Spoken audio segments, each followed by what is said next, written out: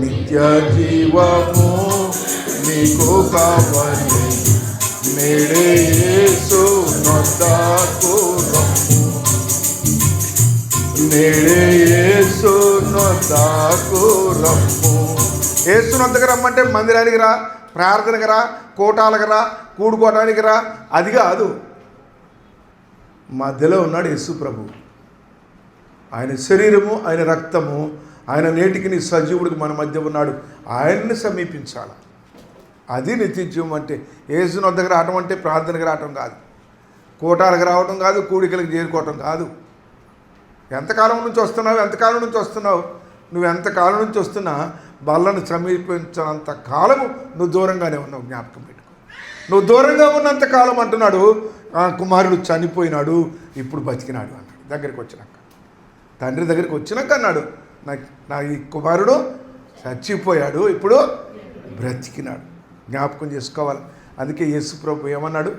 6వ అధ్యాయం యోహాను సువార్త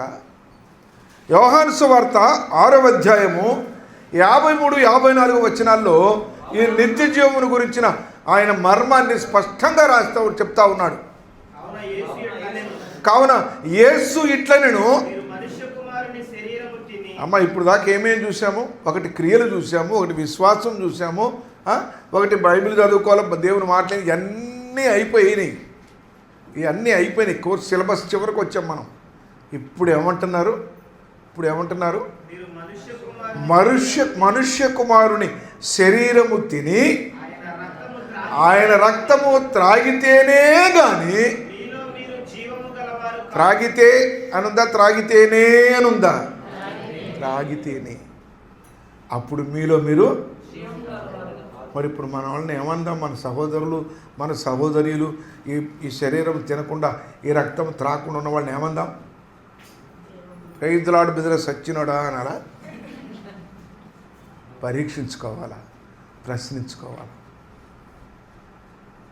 క్రియలంటూ సరిపోదట, విశ్వాసం సరిపోదట, క్రియలు సరిపోదట. మరి లేకపోతే ఏం చూసి బైబిల్ చదివితే సరిపోదట. ఆయన మాటలు వింటే కూర్చొని రోజు ఆయన ప్రసంగం చక్కగా మొబైల్లో పెట్టుకొని వంట చేసుకుంటూ అన్నీ వినుకుంటూ ఉంటారు. చాలా సంతోషం. సరిపోదట, అది సరిపోదంటున్నాడు యేసుక్రీస్తు ప్రభు. అంటున్నాడు, నా శరీరము తిని నా రక్తము త్రాగువాడే నిత్య జీవము గలవాడు.